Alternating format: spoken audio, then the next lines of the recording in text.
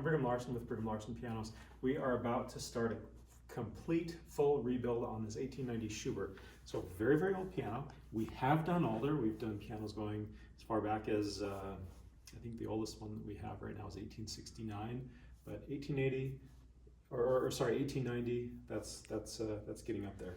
Okay, so very sweet old lady who owns this piano in a rural part of Utah, and she has a strong sentimental attachment to it, and for good reason. It's a good piano, and it's been her family for a long time, and she wants to leave a legacy. I'll mention one thing about this sweet lady. She's, like I said, she's in a rural area, and she's never done anything expensive in her life. This is, her son told me, the most expensive thing. And I mean, it's not like we charge crazy amounts. I mean, you know, like I don't know, like the cost of an inexpensive car maybe to restore a piano. But this is the most expensive thing that she's ever done in her entire life, except for a tractor. She got a tractor once that was more expensive than this. But the idea, her son said that she is a legacy unto herself, but she also wants to leave a physical legacy of her and her family and kind of her heritage, the heritage of the family. And so this is what she's choosing to do.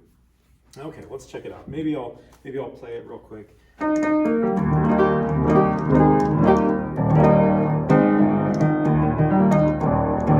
So obviously, lots of issues from clicky.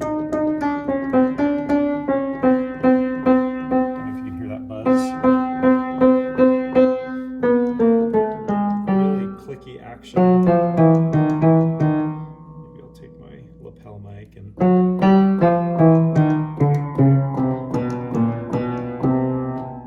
damper issues. I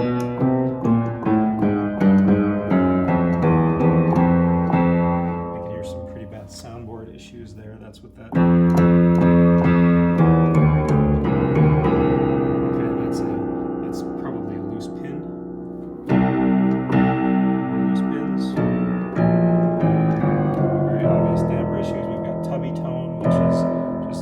Loss of tone in those strings.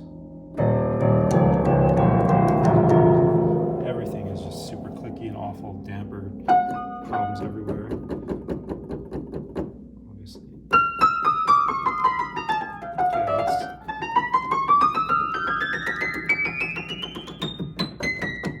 those. Okay, so.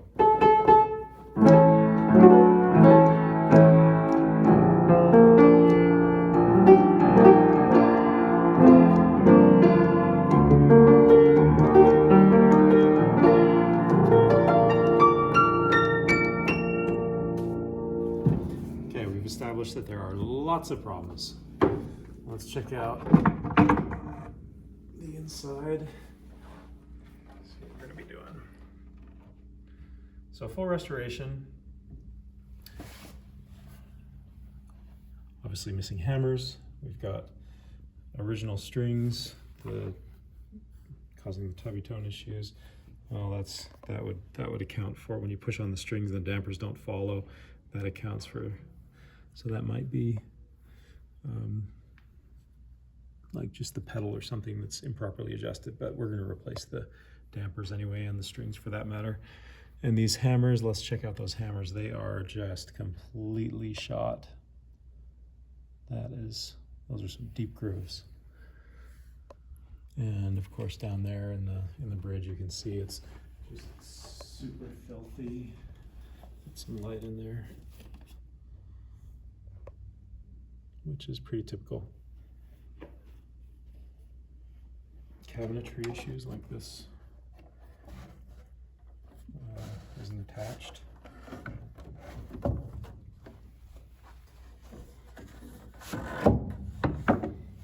And here, massive.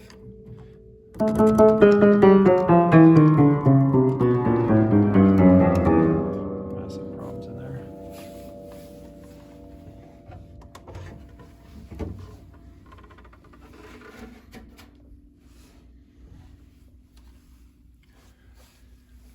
Okay, down here, it's pretty typical. Lots of spider webs and cobwebs. Cracked soundboard, we'll repair that. Of course, we'll refinish that plate. That plate is gonna look gorgeous. Rebuild all the trap work, we'll polish those up. Let's get a good shot of those pedals because those pedals are gonna be so beautiful and shiny and perfect. They're gonna look brand new. That's the cool thing about pedals and other metal hardware. And I'm sure that there is, I think it was this note. I don't know if that's coming through on the video or not, but I'm hearing rib separation. If you're not sure of what that is, let's go look. I'll show you real quick. But that's what that sounds like. It sounds like a bad loudspeaker. If you've ever seen a paper cone speaker, if it has a cut, that's loudspeaker. It sounds, okay, check this out. Sometimes when you've got a crack, there's all that space right there.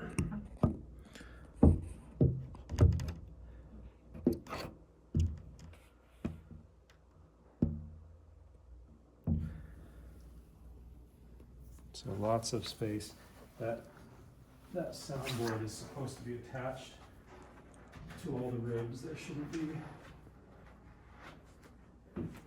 be any space like that. So what's happening, like I was talking about with the loudspeaker, when it vibrates and it kind of causes that really ugly sort of buzz, is the soundboard, as it's vibrating, it's supposed to move in conjunction with the rib attached, but because it's not glued, it vibrates and it causes that terrible sound. So, oh, did we get a shot of those keys? She wants us to keep the keys original. We'll clean them up. But that was, I think, part of the legacy was keeping the keys original, you know, the original, since the keys are the interface of the piano, the keys that Grandma actually touched, but we'll clean them up and make them look a little bit nicer. There are actually ways to take care of those cracks, acrylic key, and I've used it in the past. And I've gone back and forth. I'm currently cold on acrylic key. My feeling is it yellows at a different rate, and you can still see a little bit of the border where you put the acrylic, the white powdered, you know, yellowish white.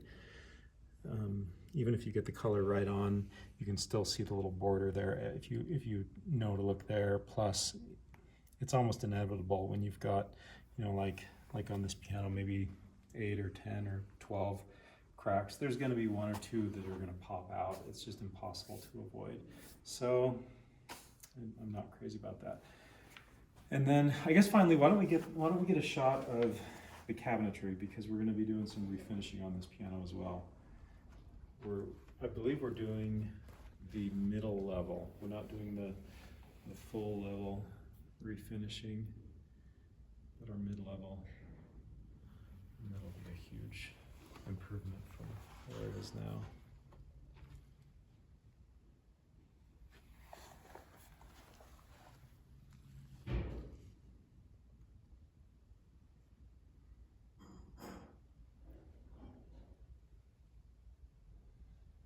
So there you have it.